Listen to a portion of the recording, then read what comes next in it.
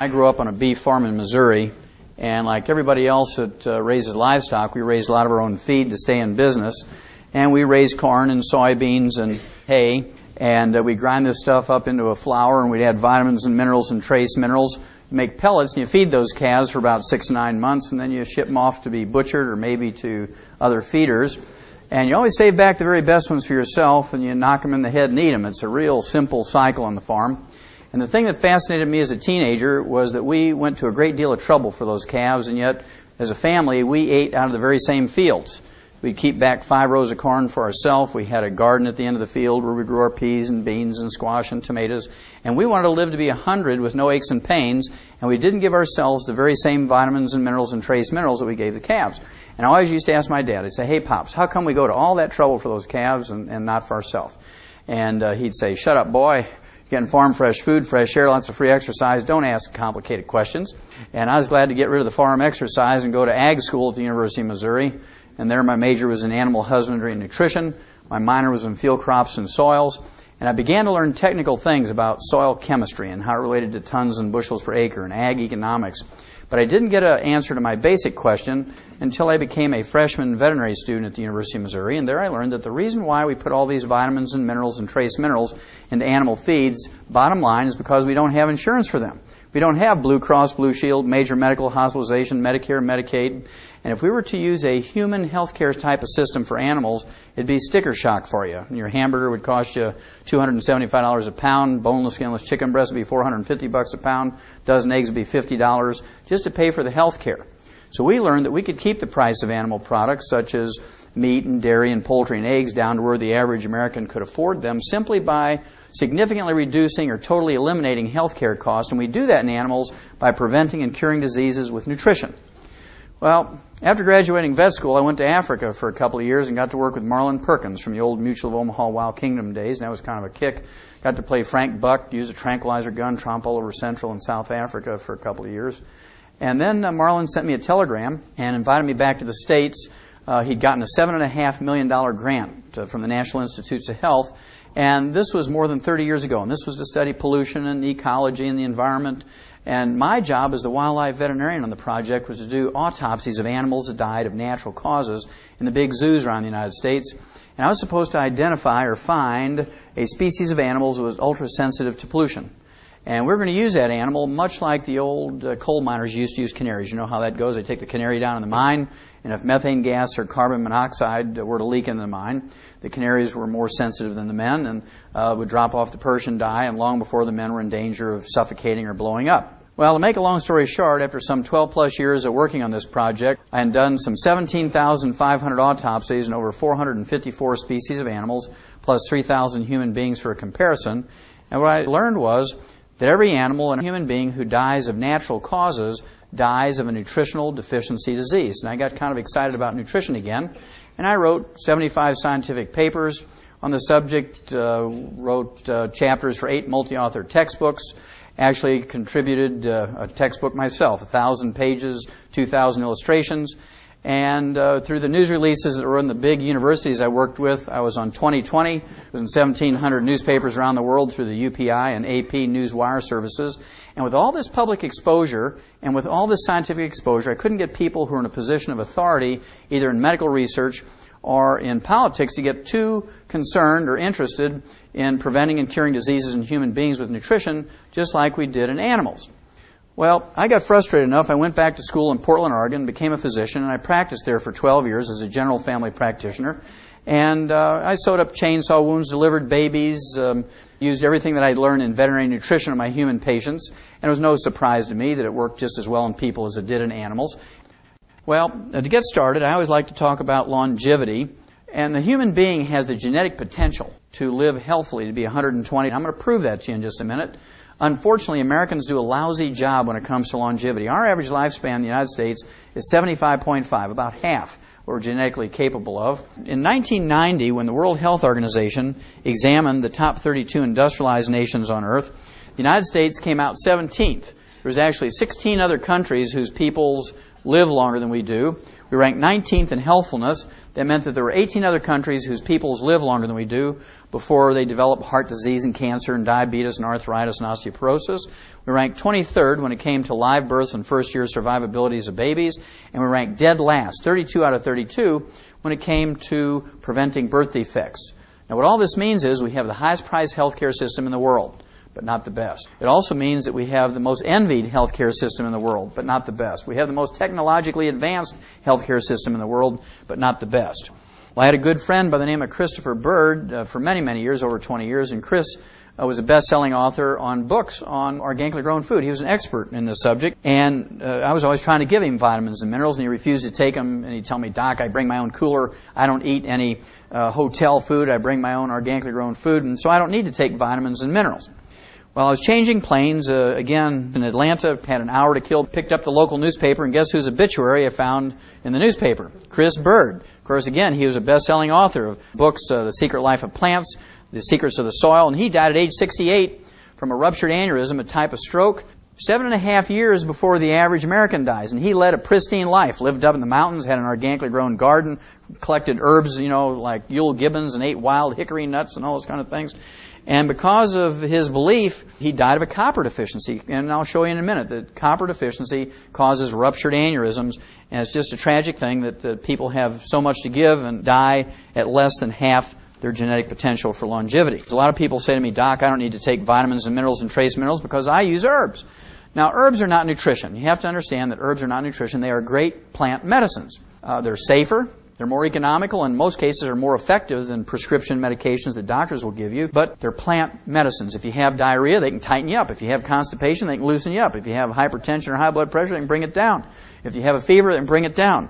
But don't expect to get enough calcium or selenium or boron or copper or vitamin A from herbs. Well, I've been doing biomedical research and clinical research in animals and human beings, and I can tell you no matter how you look at health and longevity, whether it be in animals or human beings, there's only really two concepts you have to deal with. Concept number one I refer to as avoid stepping on the landmines. This is where you don't want to throw away your healthy physical body wastefully. You don't want to smoke. Don't abuse alcohol. Don't do drugs. Don't jog down the highway at 2 o'clock in the morning wearing an all-black ninja suit. You're going to get hit by a truck mirror, right? Whenever a doctor says, here's our options, never say, Doc, whatever you say, you're the doctor. When a doctor says, here's our options, what you want to do is say, look, I want copies of all these records and tests, I want copies of the x-rays, and go visit 3 other doctors and 3 other hospitals. You want to talk to 12 of their living patients that had gone through this procedure.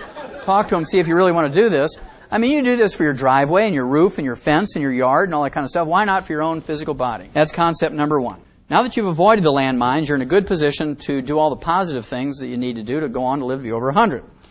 Basically, what you want to do is take all the essential nutrients. 60, that's 60 minerals, 16 vitamins, 12 essential amino acids, and 3 essential fatty acids. And they're called essential nutrients for 2 reasons. Number 1, your body cannot manufacture them. You must consume these every day, either as food or as supplements. Number 2, if any one of these essential nutrients is missing for a couple of months, a couple of years, you get on the average 10 deficiency diseases. You have everything to gain, nothing to lose by supplementing properly. Well, the medical profession, of course, has this malignant dumb belief that you can get everything you need from your 4 food groups. My favorite article of all time in the press was April 6, 1992, Time magazine, cover article, The Real Power of Vitamins. New research shows it may help fight cancer, heart disease, and the ravages of aging. 6 positive pages. If you haven't read it, I'd urge you to go to a public library, school library, dig it out and read it. There was only one negative sentence, and as you might guess, it was offered by a medical doctor who was actually contacted by the writer of the article, said, what do you think about vitamins and minerals and trace minerals as supplements for human nutrition? Here's what he said, quote, popping vitamins doesn't do you any good, sniffs Dr. Victor Herbert, a professor of medicine at New York City's Mount Sinai Medical School. We get all the vitamins we need in our diets, and taking supplements just gives you expensive urine, unquote. Now, Missouri translation of that is, you're just peeing away your money. You might as well wad up your dollars, throw them in a toilet, and flush them away. You can get everything you need from your 4 food groups, is what he's trying to say. Well, I'd rather pee out 50 cents or $1 a day worth of excess vitamins and minerals. That's cheap insurance. Think about it. How much money you spend for coffee or soft drinks or newspapers and that kind of stuff every day. 50 cents to $1 a day to maintain and repair your body. And it's kind of fascinating that most people don't do it. Just remember, when you pay that doctor out of your own pocket, or indirectly through insurance, or indirectly through taxes and Medicare, Medicaid, not a single penny of that goes to better understand, manage, treat, prevent, or cure catastrophic diseases in kids, breast cancer in women, prostate cancer in men. Now, a lot of people ask me, why did you call your original tape Dead Doctors Don't Lie? Well, that's because I believed for a long time, because I'd done medical research for over 20 years in large medical research institutes, medical schools, the various laboratories, and I always had a belief in the medical system, but I was very disappointed when I learned that doctors don't know the most about health and longevity. Doctors don't know the most about disease. They do know about procedures, how to fix your bones when you break them and that sort of thing, how to do a CAT scan. And so I began to look in the medical journals, and sure enough, the first article ever published on health and longevity of American doctors was published in JAMA in June 15, 1895, a little over 100 years ago. They said at that time doctors lived to be 54.6. I redid the study 97 years later using the same obituary techniques that they did in JAMA. This was January 20th, 1993, in that particular issue of JAMA. And it turned out the doctors lived to be 57.6. I rounded up to 58 to give them the benefit of the doubt. And doctors just went berserk when I said that. I mean, this was the most outrageous thing that they'd ever heard. My principle is, my premise is, that doctors don't live as long as the average couch potato in America. And I purposely put that figure out there at 58 to try and challenge people. Well, doctors immediately looked at all the insurance actuarial charts. They got 250,000 dead doctors. They said, your group's too small. So they looked at 250,000 dead doctors and they say, doctors don't live to be 58, they die at 62. They still don't live to be 75.5 like the average couch potato. We actually reran this again using the entire obituary history for 1996. And for the entire 1996, of all the doctors dying in 1996, with all the medical treatments and drugs and procedures and everything and transplants, doctors in that study lived to be 70. Still 5.5 years short of the average couch potato in America. So they still have never proven that doctors live as long as everybody else, and that's why dead doctors don't lie. Now, if you do everything right, how old can you live to be? Is it worth all the effort? I believe it is. Here's one. Christian Mortensen from San Rafael, California in August of 1995. Turned 113. August of 1996, he turned 114. He's still going strong. Certainly can live to be 115. Smokes a couple of cigars a day like George Burns, who also lived to be over 100. Certainly was, I guess the only exercise George Burns ever did was put the cigars in his mouth. This gal here, Dora Ramathebe from South Africa in July of 1995, turned 114. And when she was asked by the media, Dora, what do you attribute your health and longevity to? She did not say that we owe it all to our annual physical, our HMO. She said, I ate locust every day. Little grasshoppers. She's not a vegetarian. She eats little animals. Pumpkin seeds, tortoise meat, wild herbs, dried fruit, and starts each day with a cup of coffee. This gal here, Margaret Skeets from Radford, Virginia, in 1994, was the oldest documented living American when she died at age 115. Fell over and fractured her hip. 3 weeks later, she was dead from complications of osteoporosis, a simple calcium deficiency. And we'll talk more about this in a minute. Unfortunately, this is not unusual. 75% of all Americans over the age of 65 who fracture a hip or major leg bone don't live 90 days. They die of pneumonia, pulmonary embolism, stroke, and other complications of that fracture. Susie Brunson, according to her family, in December of 1994, was the oldest American when she died at age 123. And they based their claim on her birth date, December 25th, 1870, which was recorded in the family Bible. Then this fellow here, Francisco Barrasanueva Chaparina, October 1995. He was from a little town outside of Bogota, Colombia, turned 125. When he was asked by the media, Francisco, what do you attribute your health and longevity to? He said, well, I drink a gallon of goat's milk every day. Also, it's kind of fascinating in his birthday announcement. This is not an obituary, this is a birthday announcement. Said that over 40 years ago, his physicians told him he only had a couple of months to live, so he had his sons build him a coffin. And he's been waking up every morning for more than 40 years, sitting by that coffin waiting to die. Good nighttime comes, he goes to bed, wakes up the next morning, sits by the coffin, waits to die. Now, he's still going strong, and all the doctors who told him that more than 40 years ago are long since dead. Now, this fellow here, Hamoudi El Abdullah from Syria, died at age 133, and he was still fathering children after the age of 100. He remarried for the 4th time when he was age 80. Fathered 4 boys, 5 girls, 9 children after the age of 80 with the same wife. And if you add up the pregnancies and the breastfeeding, the time in between pregnancies, he was still fathering children after the age of 100. Now, this very next one is my very, very favorite. This gal, Mazumi Dusti from Iran, according to the Rocky Mountain News Wire Services out of Denver and the Iranian News Agency, this was January of 1995. She died at age 161. Now, you have to give a certain amount of credibility to this obituary report that she died at age 161 because she was survived by 6 living children ranging in age from 120 to 128. They hadn't even left home to go to college yet. Now, her oldest son, Gholam, said his mother had never visited a doctor nor taken any chemical medications during her life, did take a few herbs. So if you kind of think about it, every one of these people who live to be over 100, 120, 130, 160, these people are not from the United States or Canada or Germany or England. Kind of interesting, isn't it? Most of them are from third world countries.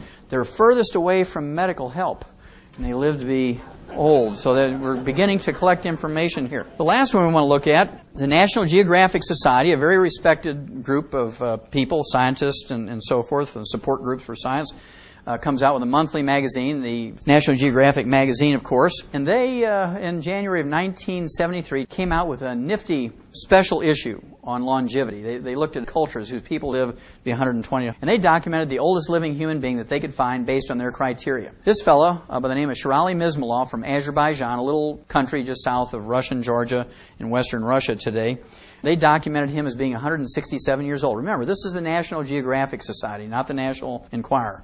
167 years of age, and they had a half-page picture of him actually harvesting tea leaves in a tea plantation, still working 8 hours a day, 6 days a week when he's 167. 5 months later, May of 1973, Sherali Mizmulov turns 168, goes out and hoes the garden for reporters to show how vigorous he is.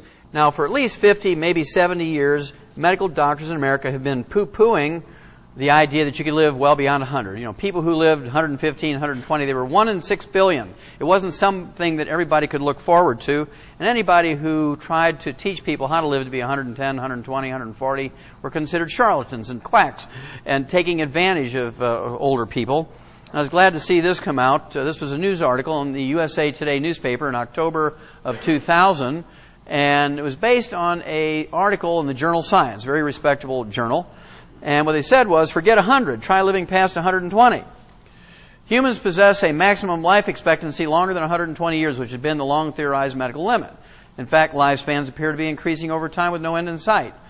Now, the cute part of this is, now that there's no doubt about it, everybody agrees that human beings, including Americans, have the genetic capacity to live well beyond 120. Doctors want to take credit for it. The things that have actually increased our longevity from 45 average lifespan in 1895 to 75.5 today, which is an increase of about 30 and a half years, are sewers and good clean water.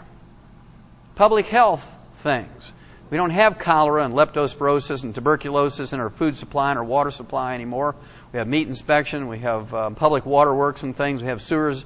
These are the things that have extended our lifespan. Then there's this salt thing. You know, whether you believe it or not, this medical dogma has really caused a lot of problems in America. How many of you have ever heard that using a salt shaker is bad? You're going to get hypertension, right? You're going to get heart disease and stroke. What's the first thing a good farmer puts out for his livestock? A salt block or a salt lick, isn't it? There's nobody out in the pasture telling a cow she's limited to 1 lick a day.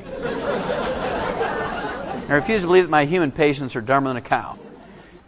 Say, look, go ahead and pick up a salt shaker and you're going to see that lightning won't strike you. You can go ahead and salt your food to taste, you can salt your body, nothing bad is going to happen. And 98% of my patients love it. They bring me hundreds of new patients every month who want to use salt and not feel guilty about it. And 2% of the bean counters, they say, now, Wallach, we love you and respect you. We have this high-priced cardiologist that says you're flying in the face of all the weight of medical evidence. You can't tell people that they can use a salt shaker because you're going to kill them with high blood pressure and heart disease and stroke. And I've been vindicated in this belief. This was actually a study that was published in the New York Times, May 22nd, 1996. And this study was abstracted from JAMA, the Journal of the American Medical Association, the most prestigious medical journal in the world, according to themselves. Now, in this particular journal, a Dr. Alexander Gordon Logan, who's an epidemiologist and cardiologist on the teaching staff of the medical school at the University of Toronto up in Canada, and he took 56 existing studies on hypertension or high blood pressure and restriction of salt, combined the data from these 56 studies, which included 3,505 people. He threw away all the conclusions and reevaluated the larger group. And what he found out was this. If you have normal blood pressure and you restrict salt, it will not prevent you from getting heart disease or high blood pressure. If you have hypertension or high blood pressure and you restrict salt, 97% of those with high blood pressure or hypertension who restrict salt will not get any measurable benefit. 97% will not get any measurable benefit. 0. 2 to 5% get measurable benefit, but it's not significant. They're only able to reduce their blood pressure by 3.7 millimeters of mercury. So here's what Dr. Alexander Gordon Logan said in JAMA, May 22nd, 1996. He said, you might as well go ahead and salt your food to taste. It's a meaningless exercise. Don't get paranoid about salt. It has nothing to do with blood pressure problems. There has never been one single iota of proof that restricting salt has any benefit. It's just one of those medical myths, he called it, but I'm going to call it a medical caca. Now, if it's not salt, what causes high blood pressure? Well, it's not salt, first of all, because salt is an essential nutrient. It has a combination of sodium and chloride, both of which you need. And according to the American Heart Association, the minimum daily requirement for a 150-pound person for salt each day is a heaping teaspoon, 6 to 9 grams of salt a day.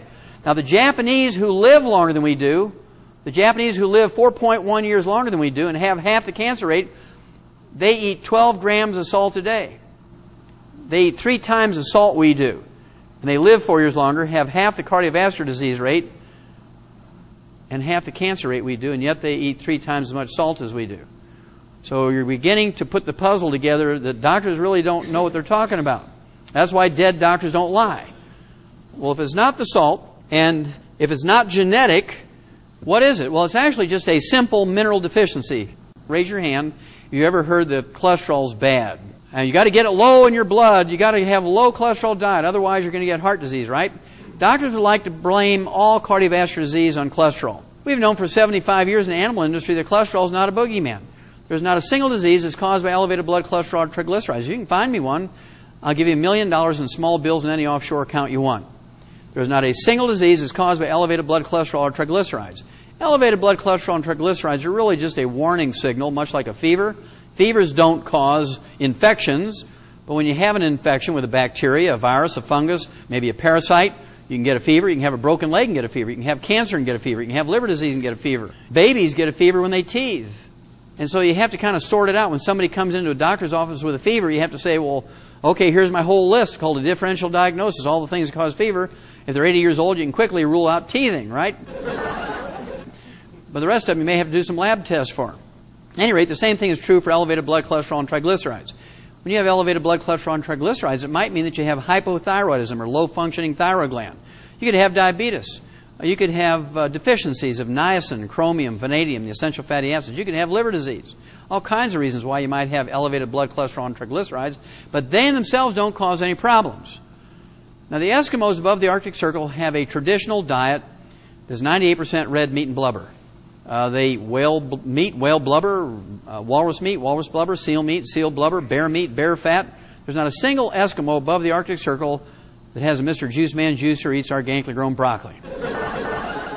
Their average cholesterol ranges from 250 to 350, and yet they're legendary for not getting cardiovascular disease until they come down to the lower 48 and eat like us. Then when they get the cardiovascular disease, they go back home to die up above the Arctic Circle. They start eating whale blubber again, and it goes away. Well, learning all that, I felt very confident in telling my patients, look, we're going to do something different. My goal as a physician is to have my patients die at an average age of 100. I don't want my patients dying at 75.5. I want to give them another 25 years. I want the average lifespan for my patients to be 100. And we're going to do something different. If you want to do everything that all the other doctors and patients are doing, I want you to go to them because I don't want you to lower my average, right? We're going to do something different. It's just real simple. My favorite disease is arthritis. I love arthritis. Now, the reason why I love arthritis is it's easy to fix. And when you can fix something as horrible and as debilitating, as painful and as expensive and as miserable as arthritis, you get kind of excited about this concept of preventing and curing diseases with nutrition. And so I tell people about this arthritis thing all the time. So let's have a quick look at arthritis. Number one, 75 to 80% of all Americans over the age of 50 get arthritis to one degree or of one type or another. And according to the CDC, the Center for Disease Control, 35 to 50 million baby boomers are going to get arthritis in the next 7 to 10 years, and there's not a single medical treatment designed to prevent or fix it. Aspirin certainly doesn't fix arthritis, causes gastric bleeding and death. Tylenol doesn't fix arthritis, causes 50,000 cases of kidney failure each year, 5,000 of which are so severe you need a kidney transplant. Then there's ibuprofen, Advil, and Aleve. These things don't fix arthritis, and they cause liver disease in 2 to 5% of the users, including liver cirrhosis, even if you don't drink. And then there's methotrexate and gold shots. These things don't fix arthritis. They subdue your bone marrow so you can't make normal platelets and white blood cells. And then you have the granddaddies of all the medical treatments for arthritis, prednisone and cortisone. They don't fix arthritis. They subdue your immune system, which leaves you open to diseases far, far more horrible than arthritis. And prednisone and cortisone accelerate the loss of minerals from your bones, something you don't want when you have osteoporosis and arthritis. Now, when these prescription medications and over-the-counter medications don't work anymore to relieve pain and inflammation, the only thing left for you medically is joint replacement surgery. And I never like to send my patients in for the joint replacement surgery because they never work out well. In fact, many times you're worse off after the surgery than you were before the surgery. The advantage my patients have always had is that I'm a veterinarian as well as a physician. And so I always used to tell my patients, look, we have all these nutritional formulas designed to prevent and cure diseases in animals, including arthritis. And so I tried adapting nutritional arthritis formulas designed to prevent and cure arthritis in pigeons and turkeys, dogs, cats, sheep, pigs, horses, cows, lions, tigers, and bears to human use. And it was no surprise to me. It works just as well in humans as it does in animals because it was designed to prevent and cure arthritis in pigs. And I've literally seen tens of thousands of people who've had a regrowth of cartilage, ligaments, tendons, connective tissue, bone foundation, bone matrix. Doesn't matter if they're 20, 30, 40, 50, 60, 70, 80, 90. I've seen people 97 years old regrow cartilage and bone even if they had bone-to-bone arthritis. If there's blood supply to that joint and that bone, they will regrow bone and cartilage. Well, of course, Harvard Medical School goes berserk when you say stuff like that. Wallach, you can't say those things.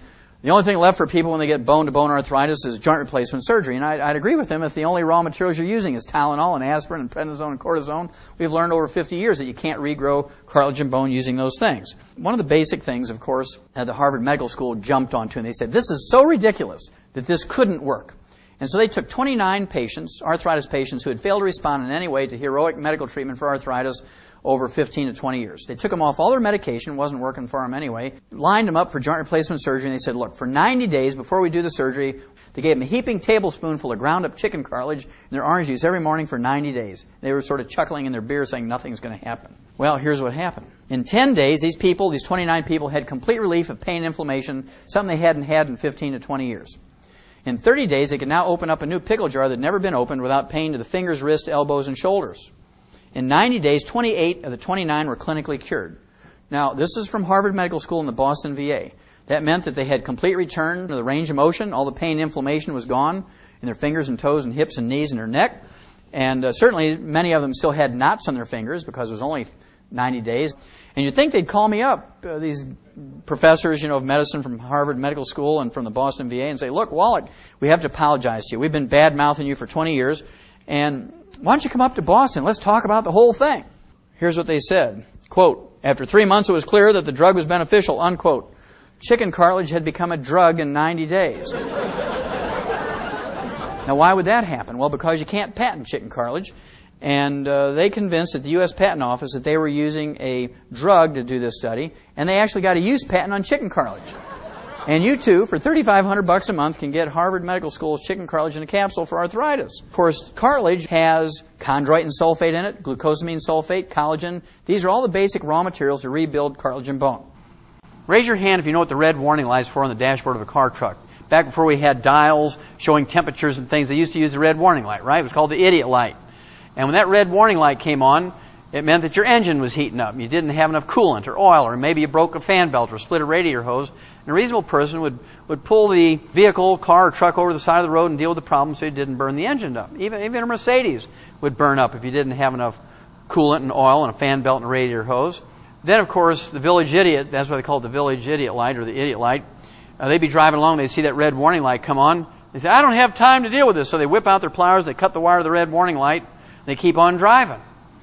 Now, even a Mercedes will burn up if it doesn't have oil, coolant, a fan belt, and a radiator hose, right?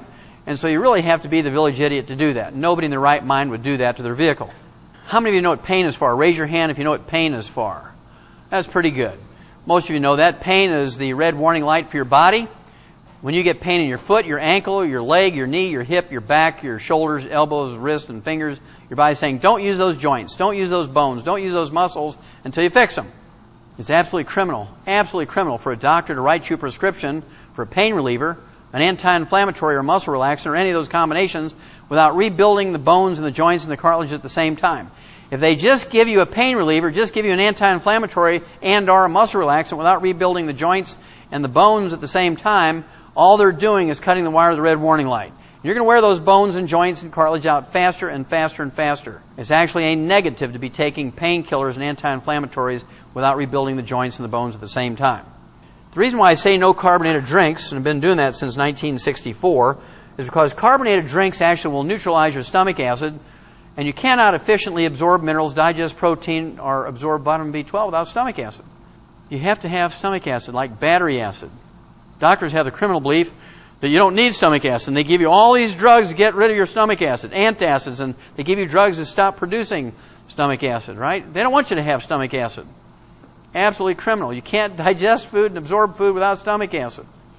I know most of you knew that carbonated drinks neutralize stomach acid. If you remember back 25, 50, 75 years ago, when somebody would ask their doctor to say, look, I overate a Thanksgiving dinner, and I have heartburn and indigestion. What do I do? And that was before they had Zantac. They say, well, take some 7-Up, drink some ginger ale, drink some club soda, take some sparkling water, because the carbonation will neutralize your stomach acid and give you some relief, and it would.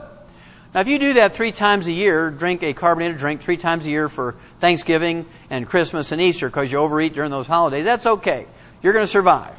But when you're drinking 2, 3, 4, 5, 6, 8, 10 carbonated drinks a day, you're not going to survive. Because over the long haul, you will not be able to absorb the nutrients. You're going to get some horrible combination of terrible diseases. This came out June of 2000. And this is a Harvard study on 460 junior high school girls in 9th and 10th grade. And what they found out was that those junior high school girls who drank 1 non-cola carbonated drink every day, they increased their risk of fractures and osteoporosis as a teenager by 300%. They found out that if they drank 1 carbonated cola drink, a cola carbonated drink every day, they increased the risk of fractures and osteoporosis as a teenager by 500%. Now, do you think that this is more dangerous for teenagers or adults? It's much more dangerous for adults because you only have 25% bone matrix and you're very, very slow to recover. Where teenagers have 40% bone matrix and they can recover in a week's time. We learned in 1957 from a turkey study where they took 250,000 turkeys and they put them on a complete turkey pellet trying to get them to finish for market within a few days or a week or so of each other. And in the first 13 weeks, fully half of them, 125,000 of them died. Farmers were out there every morning. They picked them up every morning by the bushel basketful, took them to the state diagnostic lab to see what they died from. When they opened them up, every one of them had died of a ruptured aortic aneurysm. And one of the clever pathologists says that's got to be due to a copper deficiency because copper is required to manufacture the elastic fibers of arteries and skin and other tissues. And the mechanism of an aneurysm is identical to the mechanism of a balloon on a weakened wall of a tire. You know when you hit a chuck hole with your tire and you break the cords, the internal pressure blows a balloon. You overload that tire with weight or heat it up on a highway, it blows out.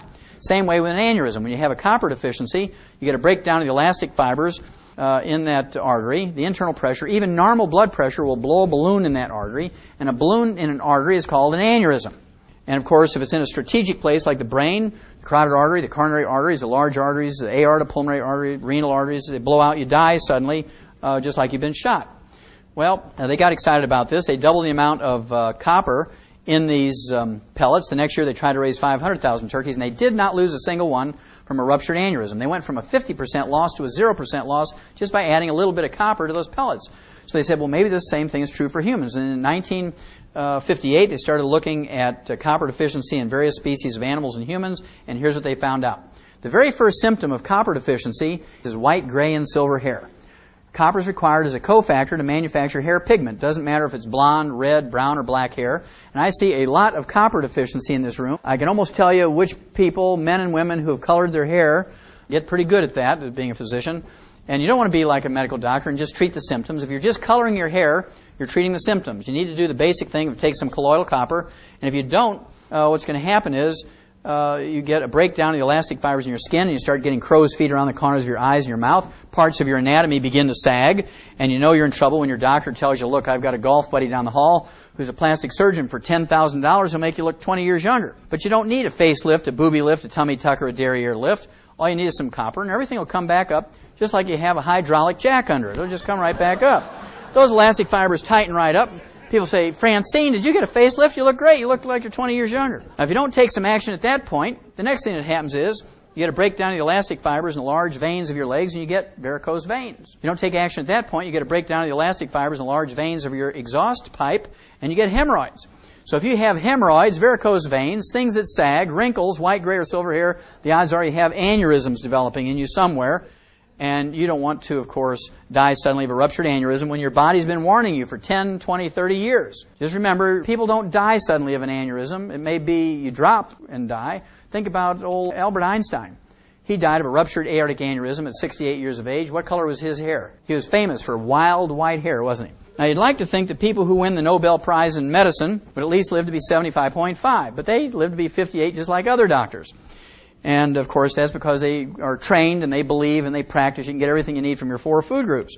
Doesn't matter if they win the Nobel Prize or not. This guy here, Dr. George Kohler, was the youngest person ever to win the Nobel Prize in medicine in history. 37 years old, wins the Nobel Prize in medicine.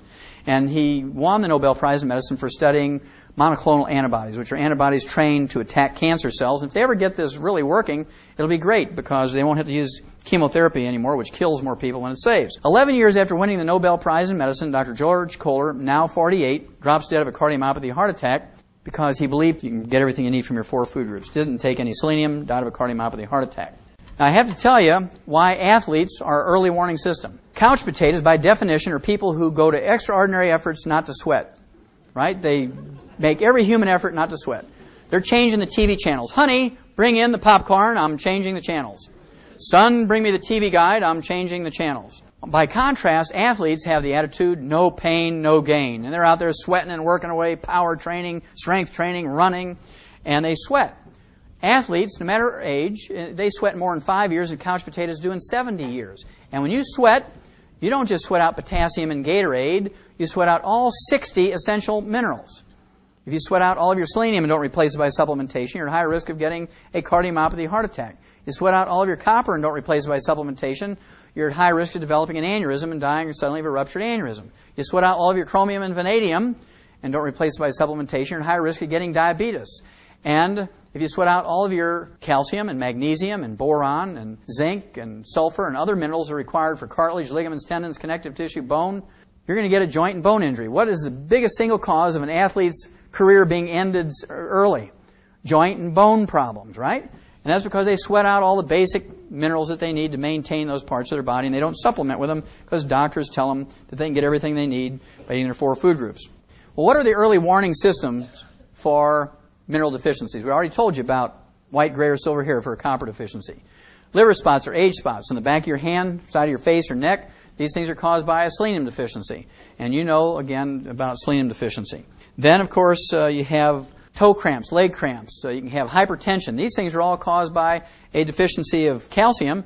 And if you're an athlete at age 25 or 15 and you get a leg cramp, that's a calcium deficiency, your body's telling you, if you don't stop drinking those Pepsis and start supplementing with some calcium, by the time you're 40, 50, 60 years old, you're going to have arthritis and osteoporosis. But most people say, well, I got to get this high-priced trainer. I need somebody who can give me massage therapy because I have a cramp. And they don't go and take their supplements. 85% of the total mineral in your body is calcium. There's 147 different diseases you can get from a calcium deficiency. We're just going to quickly go over the top 10 when it comes to number of people affected and the amount of money involved. Let's look at osteoporosis, the number 10 killer of adults in the United States. Remember, 75% of those over age 65 who fracture a hip or a major leg bone don't live 90 days. Also, it's the most horrible disease when it comes to human misery and dollars expended.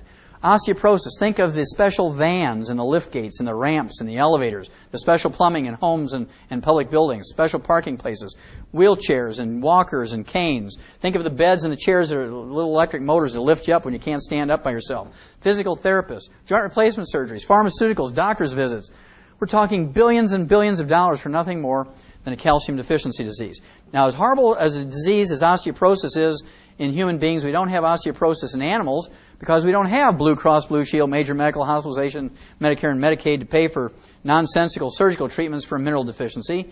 We've learned that by putting animals who are weaned off their mother's milk on calcium, as soon as they're weaned, they won't get arthritis and osteoporosis. It's amazing how that works. Receding gums. Dentists and dental hygienists will tell you to floss and brush after every meal. If you believe that works, I have some oceanfront property in Montana to sell you. If you have receding gums, periodontitis, gingivitis, pyorrhea, loose teeth, bridges and plates, you actually have osteoporosis of the facial bones and the jaw bones. We don't get receding gums in animals, even though they don't floss or brush. That's because we've taken care of the osteoporosis problem in animals. Arthritis. 85% of all arthritis is called wear and tear arthritis. Osteoarthritis, degenerative arthritis, ankylosing spondylitis. These things are nothing more than osteoporosis of the joint ends of the bones. Hypertension, high blood pressure, as you've learned, has nothing to do with salt or salt restriction. 85% of hypertension not related to kidney disease, which is most of them, not related to kidney disease, is in fact a calcium deficiency. Insomnia is not a deficiency of sleeping pills, Halcion or barbiturates. It's a deficiency of calcium. Kidney stones, bone spurs, heel spurs, and calcium deposits. Again, the medical profession has a malignant, dumb belief that these things are due to too much calcium in your diet. Tell you to give up calcium, when in fact, you only get kidney stones, bone spurs, heel spurs, and calcium deposits when you have raging osteoporosis. You actually need more calcium, more magnesium, not less. Cramps and twitches. Raise your hand. How many of you have ever had a toe cramp, foot cramp, leg cramp in your life?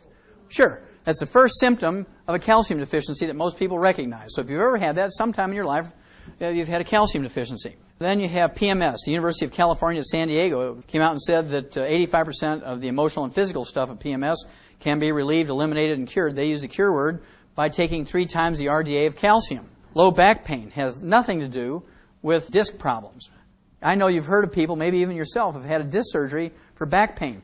And after the surgery, you still had the pain, maybe even worse, because back pain is not caused by disc problems. If you have a disc problem, you can have numbness and tingling, maybe even paralysis if it's very severe, but disc problems do not cause pain. We learned in 1957 in animals that we could prevent and cure adult onset diabetes with 2 trace minerals, chromium and vanadium. In 1985, the medical school at the University of Vancouver, British Columbia, up in Canada, came out and said that trace mineral vanadium alone could replace insulin in adult onset diabetics. Science Diet dog food has 40 minerals in it. Always has chromium, vanadium, lithium, and selenium. Ralston Purina laboratory rat pellets has 28 minerals. Always contains chromium, vanadium, lithium, and selenium. I'll give anybody in this room a crisp new $100 bill if you can find me a human infant formula off the shelf of a grocery store that has more than 12 minerals in it. None of them contain chromium, vanadium, or lithium. Only one, 2 actually, Prosoybe and Infamil, I believe, has 12 because they put in the selenium. The rest of them don't. They have 11, 10, 9, or 8 minerals. Our dogs get 40 minerals, our rats get 28, and our kids get 12 or less. You don't have to be a research scientist to realize why our kids are now getting all these horrible diseases that used to occur in people in their 60s, 70s, and 80s. All these diseases that doctors are wondering, is this genetic? These kids shouldn't have this till they're 60. Well, that's because they couldn't get it out of their little can of stuff. If it's not in the can, they don't get it. Again, we need nutrients, 16 minerals, 16 vitamins, 12 essential amino acids, 3 essential fatty acids. And fortunately, over the thousands of years that human beings have been around, we haven't had to think much about this because our food plants, our grains, vegetables, fruits, and nuts take carbon dioxide out of the air and manufacture long carbon chains, many of which are vitamins, amino acids, and fatty acids. And this is where this medical caca came from, that you can get everything you need from your 4 food groups. Because they say, well, plants, grains, fruits, vegetables, and nuts can manufacture vitamins, amino acids, and fatty acids. But we've tried this experiment for 200 years. Americans have eaten better than anybody else in the world. We've had the best quality food in the world over anybody else. And yet, we only live to be 75.5. We don't set any health or longevity records. So if you want to live to be over 100, can't get it from eating your 4 food groups. You can live to be 75.5. You may live 10 years older, 10 years younger, but on the average, 75.5. So if you want to live to be over 100, you do have to supplement with vitamins, amino acids, and fatty acids. There's 3 types of minerals that you have to concern yourself with. First of all, there's metallic minerals. These are things like oyster shell, eggshell, limestone, coral calcium, seabed minerals, clays of various types. Tums is a popular one with doctors. Lactates, gluconates, citrates, oxides, sulfates, carbonates. These are nothing but ground-up rocks. We're not designed to eat ground-up rocks. Nobody can show you where humans or animals are designed to eat ground-up rocks. We're designed to get our minerals by eating plants, grains, vegetables, fruits, and nuts. And as a result, plant-derived minerals are absorbable, more absorbable than chelated, more absorbable than the elemental or metallic minerals.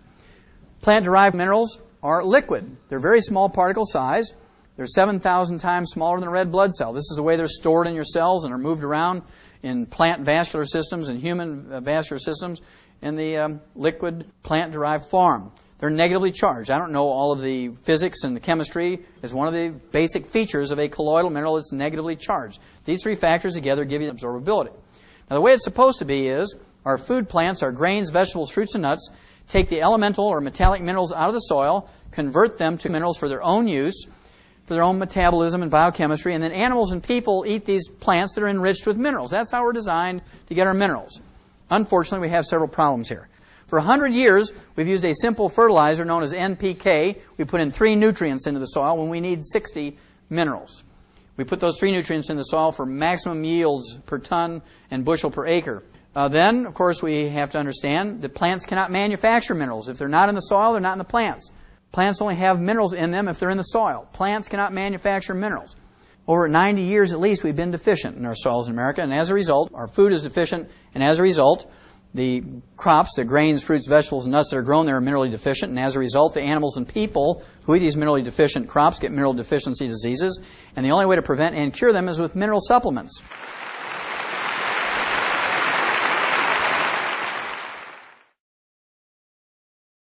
Yes, I'm a construction worker, and I hurt my back, and he said that my cartilage damage is permanent. Is there anything that can be done? Well, first of all, how old are you? I'm 28 years old. And what do you normally take for fluid replacement when you're working out in construction? What do you drink during the day? Water, Gatorade. You don't drink any soft drinks? Yes, I do. Okay, because normally construction workers drink a couple of liters of Pepsi a day, right? Yeah, I can probably put down a liter pretty easy. And did you take any vitamins or minerals while you were working in construction? Just recently started. When you were in construction, prior to the back problems? No. Yeah, a lot of construction workers will tell me, well, Doc, if it ain't in the Pepsi, I don't get it, right? And so you're a perfect candidate for the pig arthritis formula, plus the EFA. You need all 90 essential nutrients, and give up the bad things. Give up the soft drinks and the iced tea and the lemonades, and give up the fried foods and the margarines. And I can just tell you, with your age, you can honestly expect to see some really recognizable results in a very, very short time, 60 to 90 days. And it doesn't matter what the doctor said. If you do the right things, get rid of the bad stuff, take all 90 essential nutrients, making sure you get that collagen and the glucosamine sulfate and the chondroitin sulfate, you will repair your vertebrae, you will repair the cartilage, and you will repair the disc. Dr. Wallach, it just seems like every week I pick up a newspaper and I see about our young athletes having problems with their bodies falling apart. What can we give our athletes and our children so that they can be healthy and have long lives that we want as well? That's a great question, because most people believe that exercise is good for you. And that was always a great question. You know, is exercise good for you? Is it necessary for health and longevity? And when you inspect this question, you have to look at professional athletes who spend most of their teenage years and going through university and the semi-pros and the pros training and practicing and doing their events. And if exercise was the factor in living a long, healthful life, athletes should live longer than couch potatoes. But when you look at this critically, couch potatoes in America live to be 75.5, and the average athlete, depending on the sport and their level of competence, live to be 62 to 68, far short of what a couch potato lives to be. And of course, athletes suffer from a great many joint diseases and bone injuries and tendons and ligaments, back, neck, shoulders, ankles, knees, and hips, and have to suffer through an enormous amount of surgeries to deal with this. And athletes develop some 800 different diseases. And what is it? Why is it that athletes don't fare as well as the couch potato? Well, it's simply because athletes sweat more in 5 years than couch potatoes do in 75 years. And when you sweat, you're not just sweating out Gatorade, you're sweating out all 60 essential minerals. And they're called essential minerals because if they're missing for any length of time, you get some horrible degenerative disease, many of which are life-threatening. So you don't have to be a rocket scientist to figure out who's more likely to be debilitated or even die of these life-threatening diseases.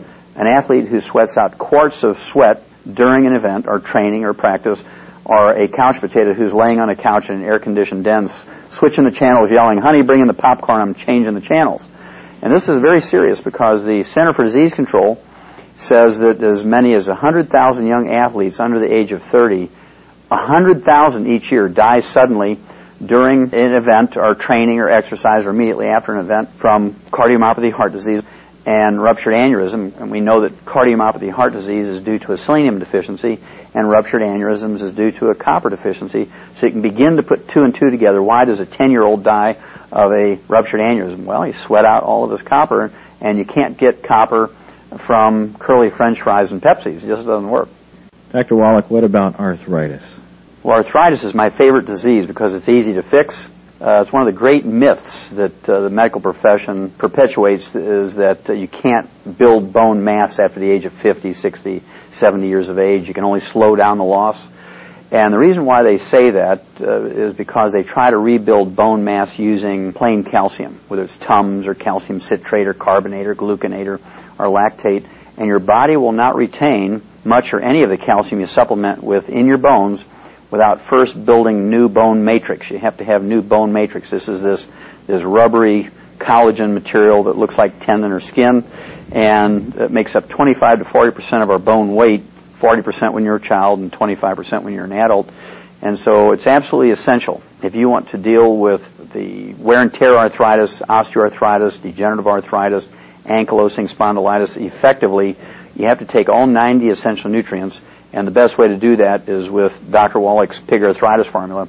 Remember, I'm a veterinarian as well as a physician, and we learned a long time ago, maybe 100 years ago, in veterinary medicine that we could actually prevent and reverse, maybe even use the cure word in animals, arthritis, simply by giving the animal the raw material to develop properly and to maintain and repair the joints.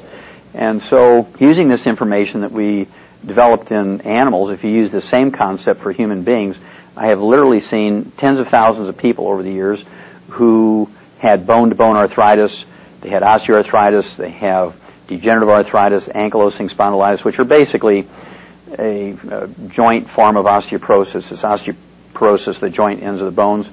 And they've tried all kinds of medication. And, of course, if you take medication, if you take a painkiller, if you take an anti-inflammatory for arthritis, essentially all you're doing is cutting the wire to the red warning light. Pain in a joint says, don't use me until you fix me. And by taking a painkiller, by taking an anti-inflammatory, which will reduce pain, you're allowing that joint to be used even though it would have been painful without the drug. And so you're wearing that joint out faster and faster and faster.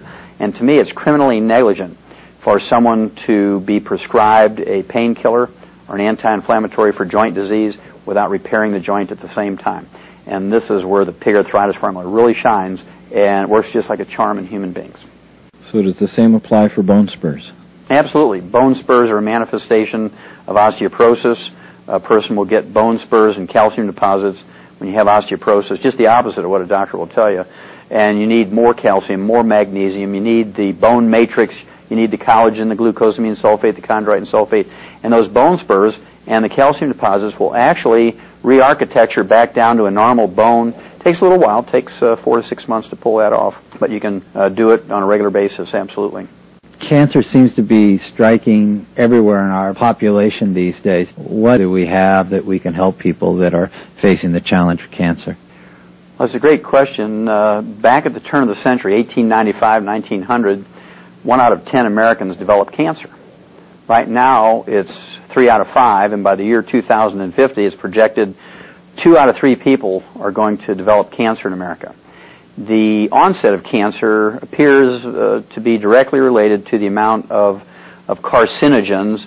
These are toxic waste either from agriculture or from the industrial waste that we find in our air and our food and our water and in the dust around us. And the lack of the ability to defend against these carcinogens, and the most common defense mechanism that we have, the one that we have access to in a very economical way, are the antioxidants like selenium, like the grapeseed extract, like the green tea. You're looking at vitamin E, vitamin C, beta-carotene, and avoiding fried foods and margarines and things that we have control of, eating as much organically grown food as possible. And according to the medical school at the University of Arizona, and this came out in JAMA, the Journal of the American Medical Association, December 25th, 1996. I mean, we're talking about a great Christmas gift to the American people. They did a wonderful study, 10 years. It was a double-blind study, 1,300 people.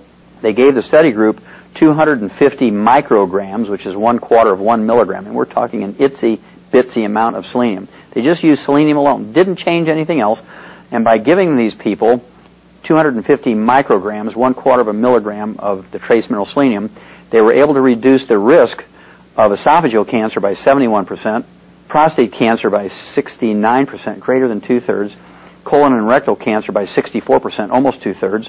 Lung cancer was reduced by 48% whether you smoked or not. And in a parallel study from the University of California, San Diego, 250 micrograms, 1/4 of 1 milligram of selenium, the trace mineral selenium, reduced the risk of breast cancer by 50 to 80%.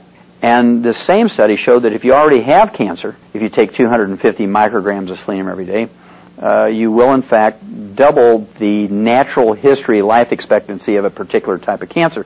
For instance, lung cancer, the natural history is about a year. Brain cancer is less than a year. Uterine, ovarian, colon, breast cancer is 2 to 5 years. Prostate cancer is 5 to 8 years. Well, just by taking 250 micrograms of the trace mineral selenium every day, 1/4 of 1 milligram, according to the University of Arizona's medical school, you can double that life expectancy just by doing that one thing. And so if you take the other antioxidants and give up margarines and fried foods and sugar and caffeine and avoid as many of the agricultural waste and the toxic waste from the industry that you can, you will be able to avoid an enormous amount of cancer. And if you already have cancer, doing other things such as taking the antioxidants and getting on macrobiotic diets and so forth, you can add many healthful years to your life. You can certainly have a better quality of life. And many people will extend their lives in a great way, 10, 20, 30, 40 years. And obviously there's no way you can look in somebody's eyes and say, you're the one that's going to live 50 years. And so people just have to do all the right things, and they're going to get the best that can be gotten from nutrition and the supplements. Dr. Wallach, I've been a diabetic for about 30 years. What kind of minerals should I take to help me? Okay, well, first of all, are you an adult onset type 2 diabetic or a juvenile onset type 1 diabetic? Juvenile onset type 1. You are insulin dependent because the definition of a juvenile onset type 1 diabetic is that you do not make any insulin, and so you will never be able to wean off of insulin. You will always have to take some insulin. But there are 2 trace minerals, chromium and vanadium, that will make the insulin that you supplement yourself with very efficient. And most people who are juvenile onset type 1 diabetics are able to reduce the amount of insulin they require to stabilize their blood sugar by supplementing with the chromium and vanadium. Normally, a person learns how to adjust their insulin by taking their blood sugar once or twice or 3 times a day. And so you're taught how to adjust your insulin intake. And just by following what you've been taught, as you supplement with this plant-derived colloidal and the chelated chromium and vanadium, you will be able to get down to a new dosage of your insulin. And the value of taking the whole pig arthritis formula is that there's nothing worse than paying attention to your blood sugar levels and your insulin intake and then dying of a ruptured aneurysm because you didn't supplement with copper, or developing cancer because you didn't supplement with selenium. So it's very important, even though you're a diabetic and that is your primary immediate concern, still over the long haul, being a health conscious person just out of necessity, you're going to have to supplement with all 90 essential nutrients. And the odds are, even though you're a juvenile onset type 1 diabetic, you have every honest expectation of living to be 100, symptom free, if you do everything right. Yes, my question is on Alzheimer's. Why is it more prevalent today than it was 15, 20 years ago? Well, actually, Alzheimer's disease was a disease that did not exist 40 years ago. Alzheimer's disease, even by another name, could not be found in any medical dictionary or textbook or taught in any medical curriculum. It only became an entity in the medical literature in 1979, and today it's apparently the number 4 killer of adults in the United States over the age of 65, behind cardiovascular disease, cancer, diabetes, and then comes Alzheimer's disease. And it appears to me with no doubt that it's due to what I call a physician-caused disease, because doctors have encouraged people, in fact demanded that people give up saturated fat and cholesterol and move towards a cholesterol-restricted or even a cholesterol-free diet to get their blood cholesterol down below 200, and they have created no less than 25 of these cholesterol deficiency diseases, and to me Alzheimer's disease is one of the big ones. 75% of our brain weight is pure cholesterol. It's called myelin. It's this fatty stuff that insulates each nerve fiber of the brain and spinal cord, and we can only make about 10% of our daily need of cholesterol. The other 90% must come from the diet. And if a person is very, very good at giving up chicken skin and red meat and dairy and eggs like a doctor would have them do, after about 6 or 8 or 10 years, they're not going to be able to keep up with the maintenance and repair needs of the cholesterol for the myelin in the brain and spinal cord. And so you can just expect that the person is going to develop one or more of these 25 physician-caused diseases, including acquired seizure disorders and Alzheimer's disease. Now, the best way to avoid Alzheimer's disease is to eat a couple of eggs every morning for breakfast, not cooked in margarine or fried. You want to consume as much as 72 ounces of red meat every month. And I know that sounds like a lot, but it's just a quarter pounder a day. And you want to supplement with all 90 essential nutrients. And when you get to the vitamin E level, you want to have at least 2,000 international units of vitamin E, and you want 500 micrograms of selenium. And if you do that, even if you already have Alzheimer's disease, you can expect to have a significant amount of return of memory.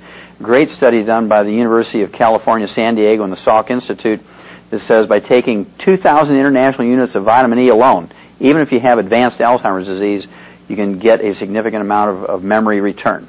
I've remodeled homes for families. You notice these little children bouncing off of walls, and what they get for breakfast and a snack after breakfast, and then lunch again, normally has sugar in it. Is there any correlation here with ADD? Absolutely. Back at the turn of the century, 1895 to 1900, Americans were eating a half a pound of sugar per person per year. Today it's 150 pounds of sugar per person per year, and somebody out there is eating 300 pounds because I don't eat any. And I can tell you that there's a direct correlation between the increase in ADD, ADHD, depression, manic depression, bipolar disease, and the increased consumption of sugar. And if you look at it, there's 5 million American children, school-age children, who are on Ritalin and Prozac and imipramine and other antidepressants in school. 5 million drugged American kids in preschool and elementary school, simply because these kids are sensitive to sugar, like many people are sensitive to alcohol. There's good alcoholics who just kind of go to sleep when they have a couple of drinks. There's the people who get boisterous and sing loud Irish songs when they take a couple of drinks. And there's some people who get violent and very angry and become dangerous to themselves and other people. Child abuse, spouse abuse, they abuse their neighbors. Road rage is another way of looking at this. Life-threatening situations. People actually will gain criminal behavior sometimes because alcohol acts like a drug in them. Same way with sugar. Some people, when they take in sugar, they have low blood sugar and they just get drowsy and fall asleep. Some people, when they take in sugar, they get hyperactive and boisterous and actually ADD, ADHD. And then there's some people, when they take in sugar, again, will have road rage. They're very, very aggressive and reactive and can be dangerous to themselves and their families and other people in the community. And to me, it's criminal for Coca-Cola machines and candy machines in school and then wonder why kids beat up on each other or shoot each other. Well, in addition to getting all the sugar out of their life from sugar frosted flakes and Pepsis and Reese's peanut butter cups and candy and Pop-Tarts and syrup on their Eggos, they have to supplement with all 90 essential nutrients. Even little kids, from the moment they're born, to develop properly, this includes their emotions, and repair and maintain themselves, and especially lithium, chromium, and vanadium. And there's an enormous amount of research in human beings which show that lithium deficiency results in hyperactivity, ADD, ADHD, depression, manic depression, and criminal behavior. And so they have to do both. And you can avoid all this. It's amazing. Just within days, they will be perfectly normal little kids. My next question is, my husband and I are thinking about starting a family, and we want to know the nutritional way to go. Okay, that's a great question. People always ask me, well, when do children need to start taking vitamins and minerals? And the answer is, when they're still an egg is when you want to start them. And so we've learned in the animal industry, and remember I'm a veterinarian as well as a physician, we've learned in the animal industry that we could prevent as much as 98% of all birth defects, even ones that are thought to be genetic in humans, simply by giving the females, especially the females, all known essential nutrients for that species 6 months prior to conception. Build up that female animal's body in stores of these essential nutrients so that the embryo implants in the uterine wall and develops in an environment that has optimal amounts, guaranteed optimal amounts of all the nutrients, and you will almost eliminate the possibility of a congenital birth defect related to a mineral or vitamin or amino acid or essential fatty acid deficiency. To give you some idea of how successful this is, according to the University of California, San Francisco, right now in America, 1 out of every 33 human babies in America are born with some physical or emotional or mental birth defect. 1 out of 33. In animals, it's only 1 out of 500,000 if they're fed these commercial diets that have all the known nutrients in them. And so it's just very, very easy to understand, well, if we supplement young women and men who are in the childbearing years with these nutrients, that we'll be able to eliminate, totally eliminate cleft palates, cleft lips, spina bifida, eye defects, heart defects, hernias of various types, club feet, no feet, web fingers and toes, no fingers and toes, muscular dystrophy, Down syndrome, cerebral palsy, cystic fibrosis. These are all preventable with proper preconception nutrition. So the earlier that a couple who wants to have normal, healthy children and have a wonderful, uncomplicated pregnancy, the earlier you can get on all 90 essential nutrients prior to conception, the better off everybody is. Hello, Dr. Wallach. The women in my family are plagued with hay fever and asthma and allergies, and I don't want to join those ranks. Is there a better way? Absolutely. Let's start with asthma. It's the easiest one to deal with. Asthma is actually a deficiency of 3 nutrients, magnesium, manganese, and the essential fatty acids. And by taking the pig arthritis formula twice a day, you're going to get the optimal amounts of the plant-derived colloidal and the chelated magnesium and manganese. And then by taking the minimum daily requirement, the 9 grams of the essential fatty acids, and those 3 nutrients together, the magnesium, manganese, and the essential fatty acids, will allow you to produce what's called prostaglandins. Prostaglandins are little short-lived hormones that last in your bloodstream 30 seconds, 60 seconds, and your body is continuously making them, kind of rapid fire. And when you don't have those 3 nutrients, you cannot make the proper prostaglandins to keep your bronchi and your trachea open, and that's when you develop asthma. And it's very common when people take all 90 essential nutrients, including the magnesium and manganese and the essential fatty acids, within weeks or months, the tightness, this constant tightness in their chest, is significantly reduced or maybe even totally relieved. The frequency and the severity of their asthma attacks is reduced. I would certainly still keep an inhaler available until in case you had some unexpected emergency, kind of like wearing your seatbelt, even though you're on a smooth flight and you're not going to anticipate sudden turbulence. You need to be prepared for emergencies, but you have every honest expectation of doing very well. Then, as far as inhalant allergies from dust and pollens, and seasonal ones from dust and pollens, and maybe constant ones from danders on cats and dogs and chickens and feathers in your pillows and that kind of thing, maybe even chemicals that come out of rugs and formica and new cars like formaldehyde and other chemicals. You want to get your immune system working optimally so it can protect you from these things.